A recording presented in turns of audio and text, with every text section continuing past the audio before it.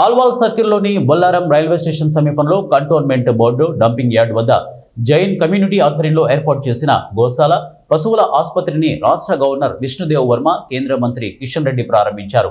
ఈ సందర్భంగా గవర్నర్ కృష్ణదేవ్ వర్మ మాట్లాడుతూ జైన్ కమ్యూనిటీ ఆధ్వర్యంలో గోశాలతో పాటు పశు వైద్యశాలను ఏర్పాటు చేయడం అభినందనీయమని, జైన్ కమ్యూనిటీ ఆధ్వర్యంలో దేశవ్యాప్తంగా గోసేవ కార్యక్రమాలు విస్తృతంగా చేపట్టారని, ఇక్కడ ఏర్పాటు చేసిన గోశాల అద్భుతంగా నిర్మించారని నిర్వాహకులను అభినందించారు.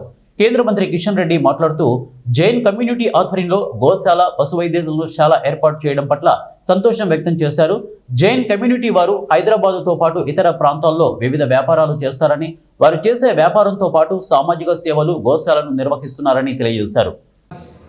बिजनेस में रहते हैं, आपको एक बात सोचिए, एक ही बार 350 आइटम्स पे रेट्स कम हुआ ऐसा दुनिया में कोई देश नहीं। एक ही समय पे एक ही ऑर्डर पे 350 वस्तुओं पर आइटम्स के ऊपर जीएसटी कम करने के कारण, न्यू जनरेशन रिफॉर्म्स के कारण रेट्स कम हुआ है। ये कभी दुनिया में किधर भी नहीं था। एक बात मुझे मालूम है, अगर रेट से गाय हो बछड़े हो उनका चोई अगर हेल्थ के बारे में अगर फोन करते हैं, हमारा डॉक्टर आधा घंटे के अंदर उनके घर के सामने जाते हैं। ऐसी एक veterinary hospital VH on wheels के नाम पर मैं चलाता हूँ, खुद मेरा पर्सनल। आज लगातार हर दिन हम लगभग